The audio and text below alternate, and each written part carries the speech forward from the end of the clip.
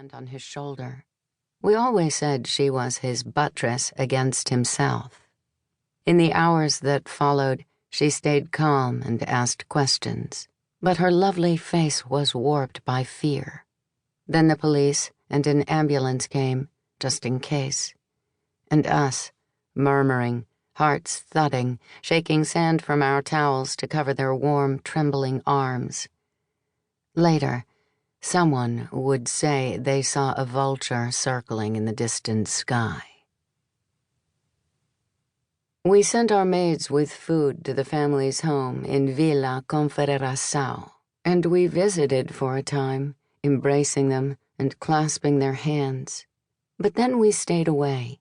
Surely, we whispered, they needed time alone. But the truth was that Hugo frightened us, his tall, wasting body, his feral stare.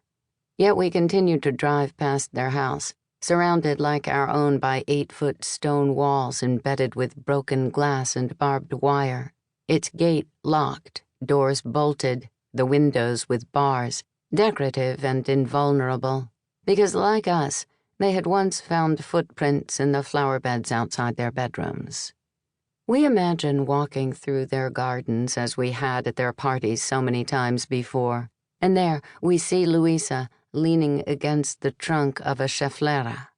We follow her, weaving through firs, hibiscus, the pink-studded branches of the silk floss tree. She was always a bit odd, too serious. She sometimes seemed to swallow anxiously at nothing, then look around quickly, hoping no one had noticed. Or maybe hoping they had. At parties, she was more comfortable with children, braiding tattered flowers into their hair. So earnest, we said, fatigued by her affectations, her scribbling in journals and her mannered speech, the way she wore her grandmother's ratty white gloves everywhere. But some of us thought we loved her for them. For others, it was Hugo, the handsome Canadian expat, once all limbs and laughter, whom we loved for his easy charm and inextinguishable energy, whipped up and transmitted through us like light.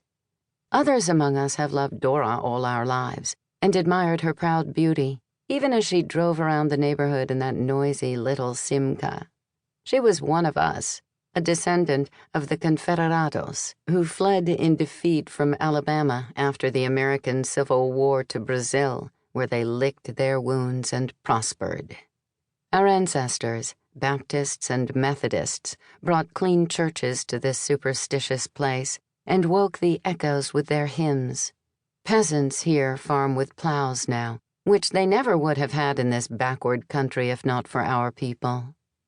Together, Hugo and Dora were the golden ones in our small community. Ever since those early years, when they wore nothing but white and danced at the Copacabana, Hugo pulling her up onto the tabletops to join him, and Dora shaking confetti from her hair while we watched them dance aloft. Him, laughing easily, his fist crammed with bills won from the jockey club. Her at the beach, lacquered nails against the lichen of cracky seaside rocks, looking out at the white sea shedding haze. He brought out the best in her, warm flickers of joy, and somehow it mattered to us that she stayed with him through everything, haughtily selfless. That remarkable family. Not so golden anymore. They had been scheduled to sail for Canada within days when Louisa disappeared. Would Dora still move her family away? Theirs had been the life, such a life. Until the vultures circled the shore, and seeing something, they dove.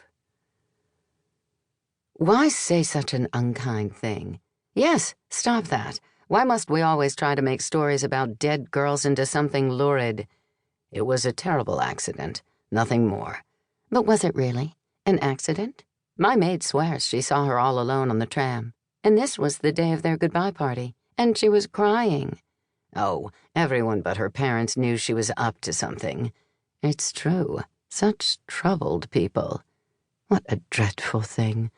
What awful people we are. But some of us can't stop ourselves. We say it's retribution for too much shine, too many flowers.